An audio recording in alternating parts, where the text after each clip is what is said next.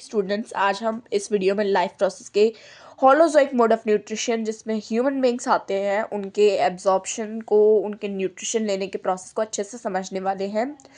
तो बेसिकली ये जितने भी फंक्शन होते हैं ह्यूमन बॉडी में न्यूट्रिशन के एब्जॉर्प्शन के लिए और एक्सक्रीशन तक के प्रोसेस के लिए, वो सारे प्रोसेस किए जाते हैं एलिमेंट्री कैनाल में। ये एक लॉन्ग ट्यूब होती है जो माउथ से लेकर एनस तक कनेक्टेड होती है। इसमें बाकी सारे ऑर्गन्स भी आते हैं जो भी हमारे न्यूट्रिशन के लिए रिस्पॉन्सिबल होते हैं। अब डाइजेस्टिव ऑर्गन्स वो होते हैं जो हेल्प करते हैं न्यूट्रिशन एब्जॉर्ब करने में। तो फर्स्टली बकल कैविटी आता है, फिर pharynx, oesophagus, stomach, small intestine along with liver and pancreas, large intestine और एनस। ठीक है, अब बेसिकली अब हम सबसे पहले स्टार्टिंग से पढ़ते हैं तो डाइजेस्टिव मैकेनिज्म को पढ़ते हैं। 5 इसमें स्टेप्स होते हैं हमारे खाने को एब्जॉर्ब करने के लिए, हमारे खाने से न्यूट्रिशन निकालने के लिए। मेनली जो होते हैं ऐसे 5 प्रोसेस होते हैं। फर्स्ट होता है इंजेशन मतलब खाना खाना।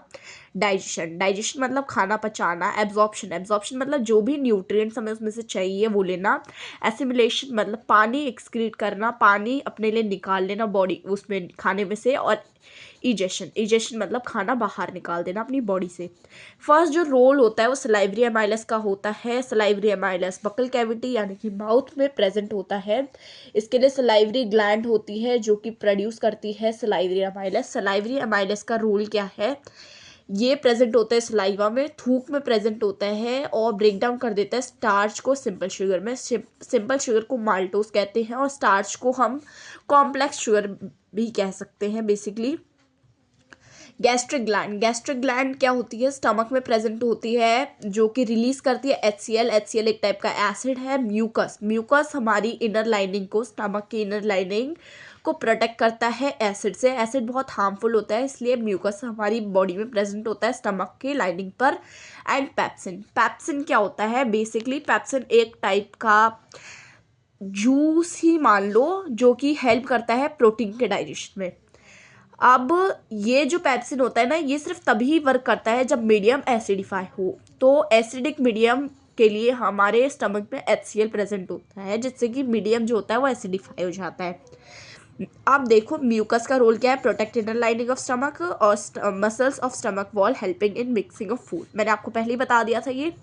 आप देखिए स्मॉल इंटेस्टाइन, मेनली जितनी भी प्रोसेस होती है वो हाईली इसी में होती है सारी। स्टमक में से स्टार्ट तो माउथ से ही हो जाती है पर सारा डाइजेशन का प्रोसेस एंड हो जाता है स्मॉल इंटेस्टाइन में। बाकी जो है लार्ज इंटेस्टाइन में सिर्फ एब्जॉर्प्शन होता है एक्सेस वाटर का, यहाँ पर डाइजेशन की प्रोसेस नहीं होती। पैनक्रियाटिक जूस प्रेजेंट होता है स्मॉल इंटेस्टाइन में, बाइल जूस प्रेजेंट होता है और इंटेस्टाइनल जूस प्रेजेंट होता है।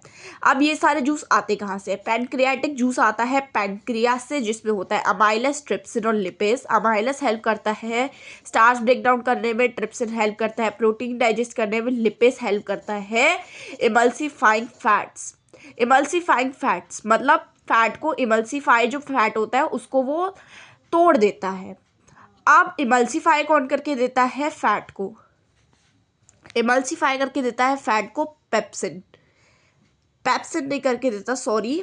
बाइल जूस हमारा इमल्सीफाई करके देता है फैट्स को। ठीक है, health and fat digestion store in gall bladder में ये सारी चीज़ स्टोर होती है। जो भी लिवर से जो भी जूस निकलता है वो सारा स्टोर हो जाता है गॉल ब्लैडर में। देखिए गॉल ब्लैडर यहाँ पे ऐसा लगा होता है बैलून लाइक स्ट्रक्चर जिसमें कि हमारा जो भी लिवर से जूस आता है जिसको बाइल जूस कहते हैं वो स्टोर हो जाता है।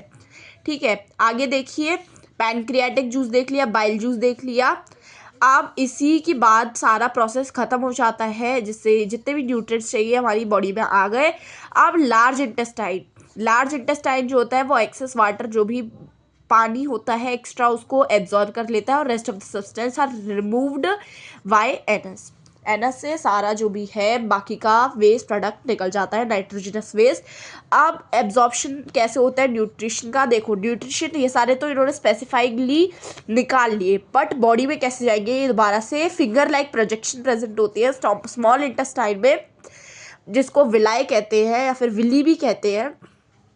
एक ही चीज़ है मतलब प्रोनाउंस अलग अलग करते हैं। जो कि इंक्रीज कर देते हैं सरफेस एरिया को एब्जॉर्प्शन के लिए। तो मेनली यहाँ पे पूरी एब्जॉर्प्शन, पूरी डाइजेशन की प्रोसेस फिनिश हो जाती है। अब हमने होलोजोइक मोड को भी अच्छे से समझ लिया, आगे हम पढ़ेंगे रेस्पिरेशन को, तो बने रहिए हमारे साथ।